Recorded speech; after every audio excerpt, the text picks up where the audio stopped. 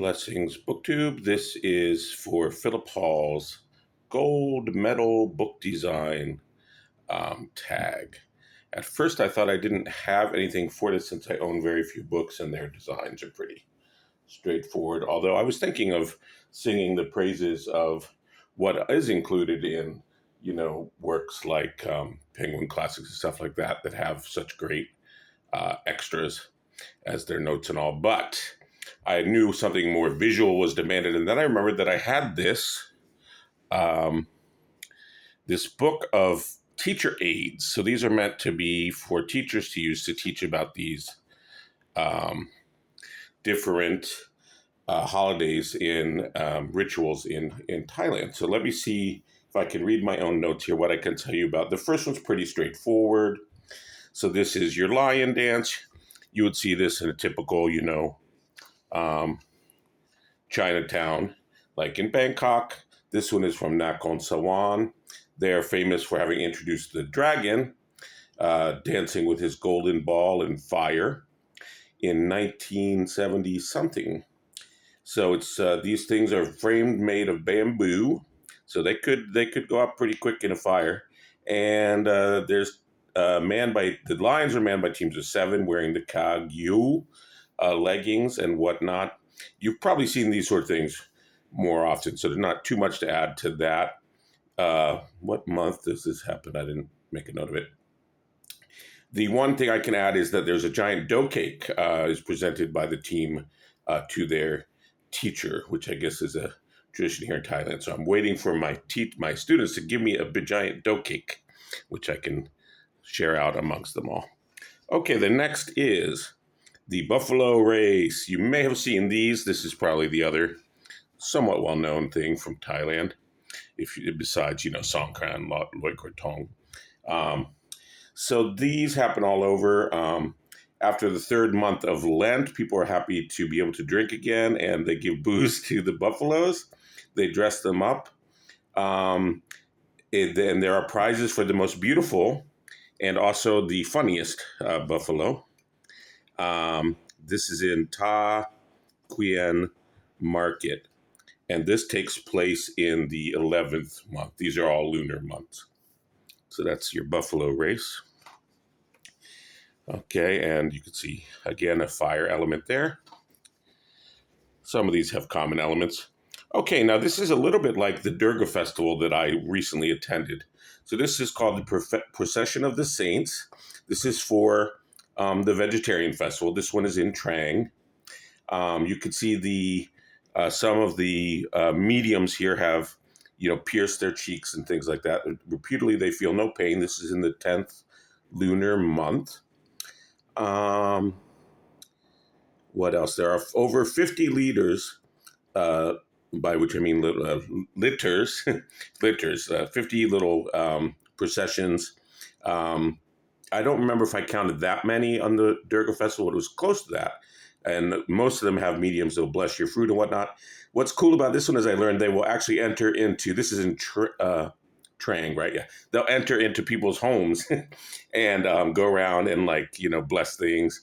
They'll put paper over certain goods to protect it from evil spirits and whatnot. So that's pretty cool.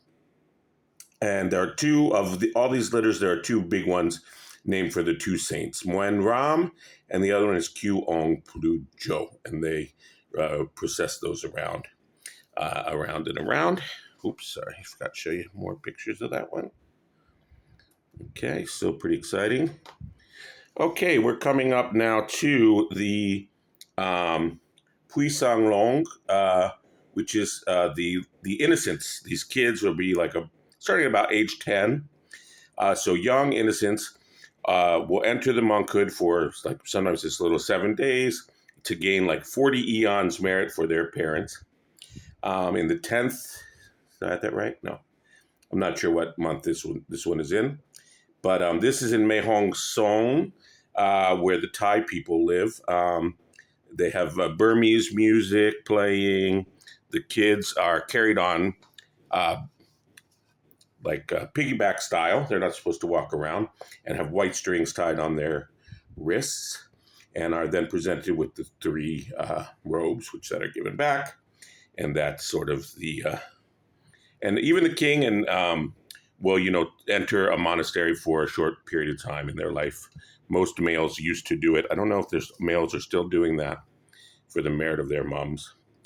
So you can see all the kids in their colorful outfits there in the Wat, in the temple. Okay, we have Pitakon. All right. Pitakon is offering to the rivers, to the offering knives and uh, other bladed weapons to the Man River.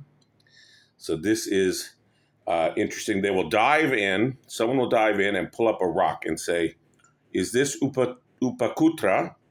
Is like a Buddha, and then everyone will say no, and then they'll dive in and pull up another rock. Is this Upakutra? No, and then the third one, the number 3 seems to be significant. Then everyone will be yes, and then they'll put it in the chapel and they'll process around the chapel 3 times, and they'll have fireworks. And the kids who dress up in these outfits, and you see they have to throw them away into the river at the end when they're done. The kids who dress up in these outfits 3 times are considered then thereafter their dasai. So it sounds like a bit of a rite of passage.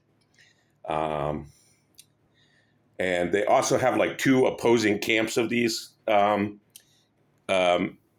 these masks, figures, sort of fighting and mock fighting each other. The forces of Dhamma, or duty, and the forces of Adam, or evil. And of course, duty always wins, right? Dhamma always wins. Okay. Now we have these masks. Kon masks are made with lime and kapok wood, makes that beautiful red. This is the Pitakon,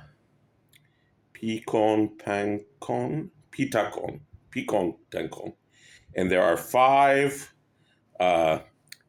The 5-headed naga. Oh no, this is the sermon. So there's a sermon. There's a whole story that goes with it,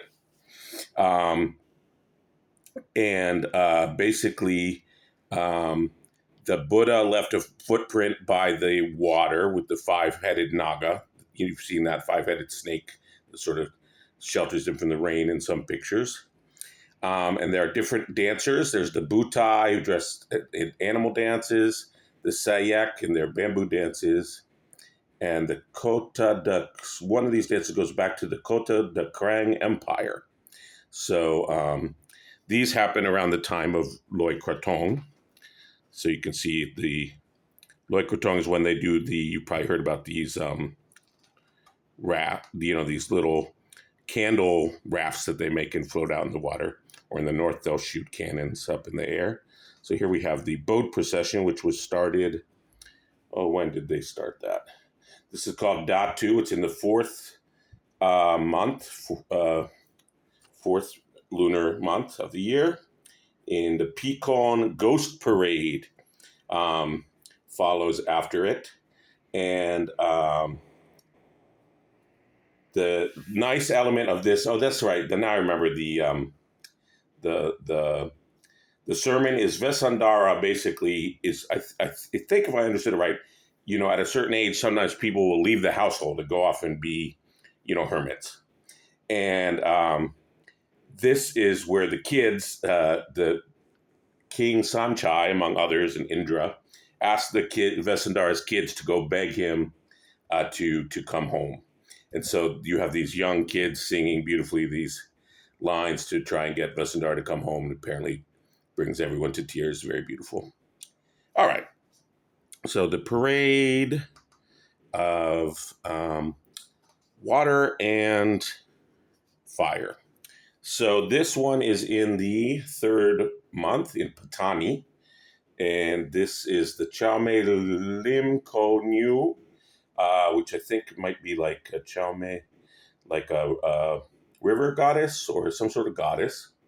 There are 4 carriers.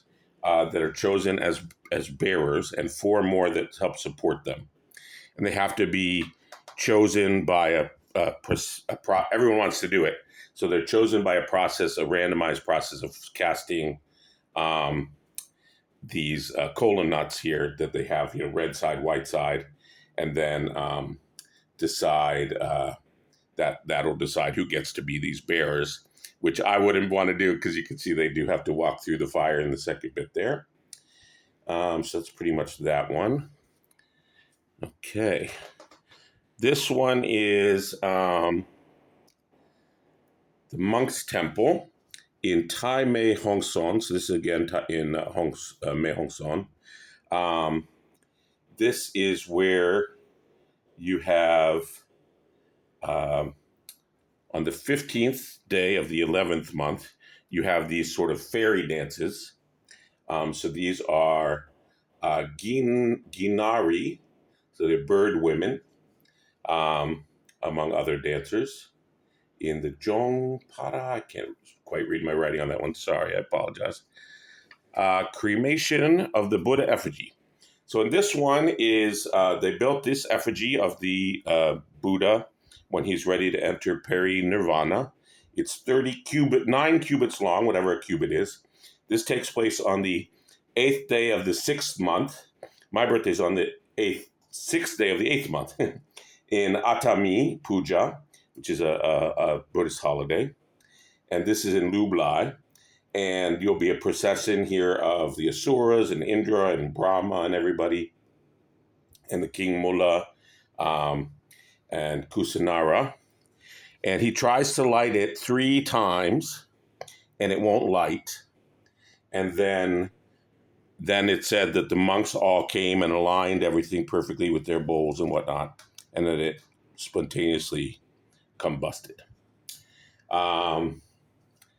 So that's a nice ceremony as well there. Did I tell you where that one was? Not seen it. Okay, diving Buddha. So your diving Buddha here, the governor has to do it. I don't know how old the governors are that they elect. He has to dive down 3 times. Again, always at 3 times. It said that this Buddha effigy that you can see here, it's with the wide nose and the earlobes that go all the way down to the shoulders. That's what do they call it? Petbury? No, this is in Petbury.